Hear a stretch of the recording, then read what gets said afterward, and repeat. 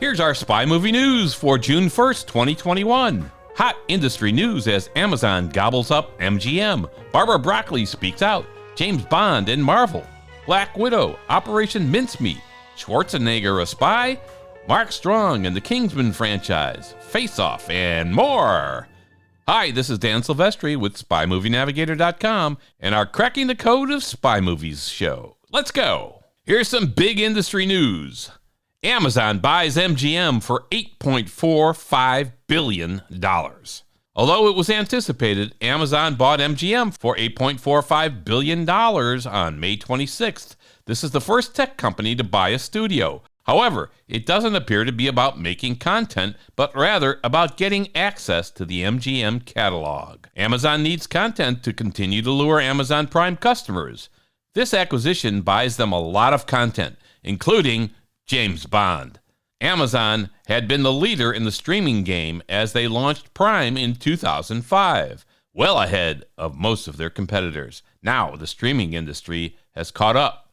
An article on CNBC.com talks about the antitrust regulators being likely to approve this deal. However, there could be roadblocks as the District of Columbia just sued Amazon on antitrust grounds.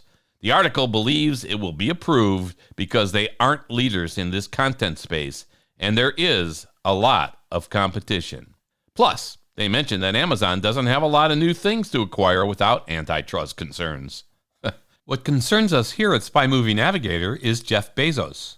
Yes, he's stepping down as CEO in July, but he will be executive chairman of the board. Will he allow James Bond movies to be made that will likely look better in the theater on a big screen than in a home theater or mobile device? Bond is designed to be big. That's not where Amazon has historically played. Might Bezos get rid of theatrical releases totally for MGM's movies?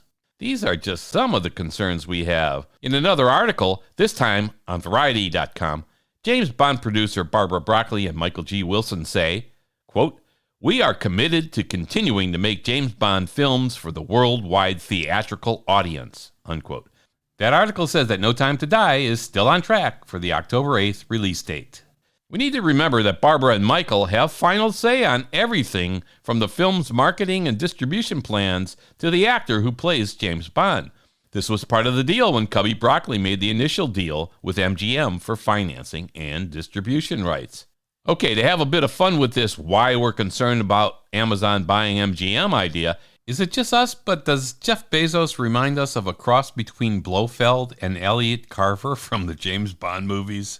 He's smart, rich, manipulative, wants to control everything. Maybe he's a bit of a megalomaniac. No, I'm just kidding here. Like Telly Savalas and Donald Pleasance's Blofeld, he's bald. Like Elliot Carver, he owns a newspaper, the Washington Post, so he can control some of the news. Like Savalas' Blofeld, he can control what people eat. In some regard, since he owns Whole Foods, makes us go, You could read about the acquisition on CNBC.com, and you could look for the Variety.com article too.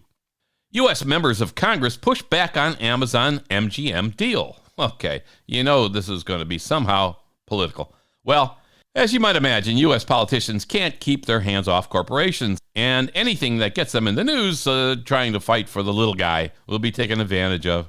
Democrat U.S. Senator Amy Klobuchar is pushing for a Department of Justice investigation into the Amazon MGM deal. She says, and we have several quotes from her, quote, "This is a major acquisition that has the potential to impact millions of consumers." Another quote, "The Department of Justice must conduct a thorough investigation to ensure that this deal won't risk harming competition."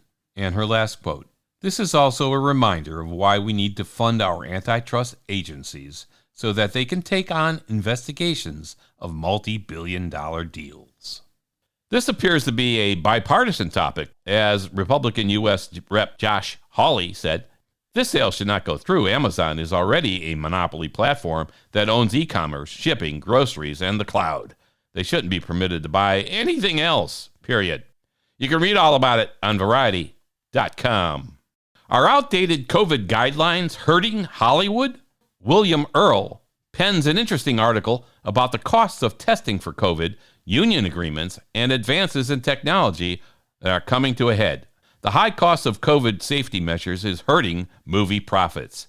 It was way back in September 2020 that the basic agreement with the big unions was signed. A lot of progress since then in testing should lower costs. However, the agreements from September are getting in the way.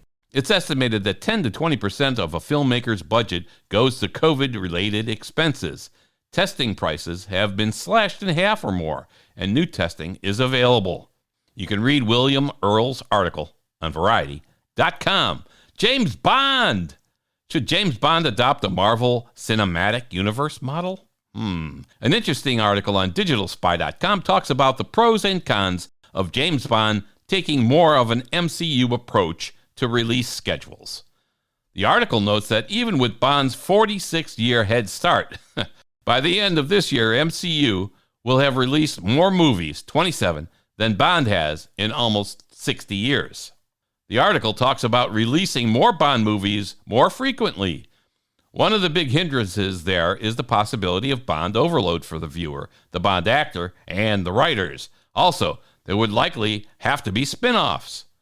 There was a script developed for a spin-off for Jinx, and a rumor of a spin-off of Wai-Lin from Tomorrow Never Dies. It's an interesting read, and you can check it out on DigitalSpy.com. Black Widow. Black Widow releases new trailer with cool chase scene. On July 9th, Disney will release Black Widow in theaters and on Disney+. To help with the hype, they released a new trailer with a nice short chase scene with a unique way of foiling the chaser. You can catch this trailer in a related story on cinemablend.com. One thing we like from the article is that this movie will be unique in that most of the characters seemingly don't have superpowers. We know that is true. We at SpyMovieNavigator.com focus on spy movies, and most of the MCU doesn't fall into that category. Black Widow does, which makes us curious to see how this is handled. Operation Mincemeat gets a new release date. The World War II drama Operation Mincemeat, starring Colin Firth and Kelly MacDonald, is set to release in the UK and Ireland on January 7, 2022. We haven't seen the US release date yet, but we can't wait. This movie is based on a real, actual World War II espionage plot that we've mentioned in several podcasts. A dead body is given credentials and placed by the British to throw off the enemy. It will be great to see this story on the big screen. You can find out more on Variety.com. Diobia Opere cast in The Gray Man. We've been talking about this movie for a while now. They've announced that Diobia Opere has joined the cast of The Gray Man. Diobia is probably best known for his role as Ariohota in Game of Thrones. He joins the star-studded cast, which includes Ryan Gosling, Chris Evans, Ana de Armas, Billy Bob Thornton, Alfred Woodard, Regé-Jean Page, and others. The Gray Man is based on the first installment of the Gray Man book series, and the hope is that this can become a spy movie franchise in the likes of James Bond or Mission Impossible. Read more about it. Deadline.com. The Governator gets a spy series. Netflix has landed Arnold Schwarzenegger for a live-action 8-episode global spy adventure. Monica Barbaro will play his daughter. The show doesn't have a title or release date yet. You can read more about it on movieweb.com. Will Mark Strong return to the Kingsman franchise? Okay, so his character Merlin may have died in the last Kingsman movie, Kingsman: The Golden Circle. That doesn't keep Mark Strong from wanting to come back for another shot at it. He tells John Fuge, "I was quite sad, I think, as were a lot of people, when he comes to his dynamic end, shall we say. At the end of the second one, I think there is a third one. And that universe, anything can happen, as you well know." As fans of this series and of Merlin in particular, we like to see him get the chance to come back in a future Kingsman movie. The third Kingsman movie, The Kingsman, is slated to release on December 22nd, 2021. It's been pushed back quite a few times, so we hope this time it happens. Read about it, movieweb.com. Joan Allen would like to be back in Face Off 2. Joan Allen says she hasn't been contacted to resurrect her role as Sean Archer's wife, Eve, in the upcoming Face Off 2. She says she will return. The director, Adam Wingard, says that John Travolta and Nicolas Cage will return. It will be interesting to see how much of the rest of the cast returns, like Joan Allen. You can read more about it on movieweb.com. In Memoriam.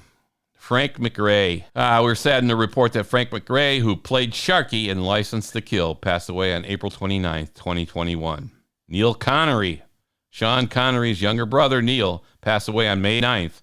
He was probably known mostly for his role in Operation Kid Brother, 1967, which was a spoof on James Bond that included Daniela Bianchi and Adolfo Celli of James Bond fame. Read more about Neil on jamesbond007.se. Graham Ferguson. Graham Ferguson, who was one of the founders of IMAX, passed away on May 8th, 2021. The giant screen editions of the action spy movies are the way to see them. Big movies need big screens. The upcoming No Time to Die is the first 007 movie shot with IMAX film cameras. None of that would have been possible without Graham Ferguson's efforts. All right, that's a wrap. This has been Dan Silvestri with SpyMovieNavigator.com. Please subscribe to our show, Cracking the Code of Spy Movies, right now on your favorite podcast app. Follow us on Facebook, Twitter, and Instagram, too. Thanks for listening. We appreciate it.